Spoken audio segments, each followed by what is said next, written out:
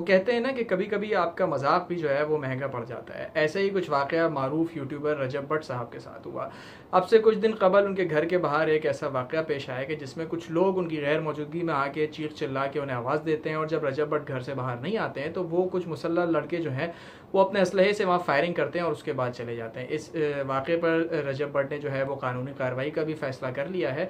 और ताहम इस बात में दो पहलू हैं। एक बात तो ये कि क्या वाकई ये किसी प्रैंक का हिस्सा है, क्योंकि बहुत आवाम इस तरह से भी कह रही है कि जी ये किसी प्रैंक का हिस्सा होगा। कुछ दिनों कबल सबने ही देखा था कि रजब भट्ट ने मारूफ यूट्यूबर डकी भाई के साथ जो एक प्रैंक किया था, उसके भाई को उठा के ले आए थे, फिर वो उनके घर पे आके मारपीट, मगर वो सब एक प्रैंक और मजाक का इंटरटेन करने का एक जो है इनका तरीक़ेकार था। लेकिन डेफिनेटली अगर किसी के घर के बाहर इस तरह से फायरिंग हो रही हो तो आई डोंट थिंक सो कि वो किसी प्रैंक का हिस्सा हो सकता है। खैर यूट्यूबर्स और टिकटॉकर से कुछ भी उम्मीद की जा सकती है। बहरहाल रजब भट्ट ने इस वाक़े को प्रैंक का हिस्सा होने से रद्द कर दिया और उन्होंने कहा कि ये मेरा कोई प्रैंक नहीं था, मुझे नहीं पता ये कौन लड़के हैं। उन्होंने ये भी कहा कि मेरी किसी से कोई पर्सनली दुश्मनी तो नहीं है, लेकिन इस तरह भी देखा जा रहा है कि शायद फेम के चक्कर में कुछ लोगों ने इस तरह की भी हरकतें शुरू कर दी हैं कि जी वो किसी पहाड़ की चोटी पे तस्वीरें ले रहे हैं तो किसी मशहूर यूट्यूबर के घर के बाहर आके फायरिंग करें। खैर उन लड़कों के खिलाफ कानूनी कार्रवाई करने का रजब भट्ट ने फैसला ले लिया है।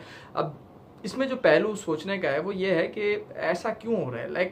मतलब यूट्यूबर्स और ये फेम और व्यूज़ के लिए मतलब इस लेवल तक क्यों चले जा रहे हैं कि वो कुछ भी करने को तैयार हो रहे हैं। बहरहाल मैं अभी किसी को क्रिटिसाइज़ करने के मूड में नहीं हूँ, किसी भी फैमिली व्लॉगर या उसको। मैं बस इस वाक़े पर रोशनी डालना चाह रहा था आप लोगों के लिए कि इस तरह के फेम के लिए कि जी फायरिंग्स कर रहे हैं, मेरे ख्याल से इस तरह की हरकत को जो है ना इन्हें रद्द करना चाहिए।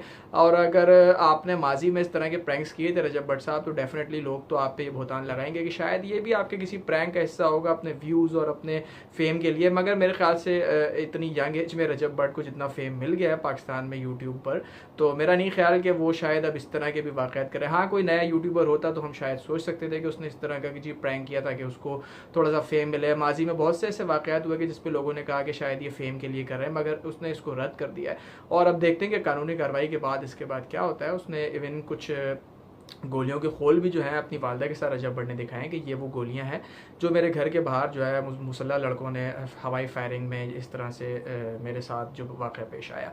ताहम अभी इसका हमें कोई इस तरह से अंदाज़ा नहीं है कि क्या हुआ है और क्या नहीं हुआ, लेकिन मेरे ख्याल से यूट्यूबर्स को इन इतने ज़्यादा प्रैंक्स को एक अपनी लिमिट में रखनी चाहिए। वो प्रैंक्स की जो है वो जद्दोजहद में इतना आगे निकल गए हैं कि अब लोग इसको भी एक प्रैंक समझ रहे हैं। वो आप सब ने वाक़या सुना होगा ना कि जी शेर आया, तो वो इतना मजाक होता था कि फिर जब शेर आया तो लोगों को यकीन ही नहीं हुआ और शेर अपना काम करके चला गया।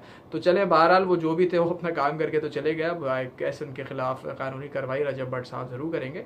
और बहरहाल हमें भी इसमें एक पॉजिटिव नज़र से ही देखना चाहिए कि मेरे ख्याल से अगर किसी के साथ ऐसा वाक़या पेश आया है तो उसको प्रैंक का हिस्सा नहीं बनाए और जो है उसको ज़रूर जो है कंडेम करना चाहिए। और इन यूट्यूबर्स को भी अपने प्रैंक्स को एक लिमिट में रखना चाहिए कि इस तरह की अगर अल्लाह ना करे किसी के साथ वाक़या हो तो लोग उस पर भी जो है वो हंसी मजाक की बातें कर रहे होते हैं कि जी ये तो प्रैंक होगा। चलें जी, इसी उम्मीद के साथ वीडियो को एंड करते हैं। और अगर आपको मेरी वीडियो पसंद आई हो तो इसको लाइक और सब्सक्राइब ज़रूर कीजिएगा। मैं हूँ आपका दोस्त अली हुसैन पीरज़ादा। अल्लाह हाफ़िज़।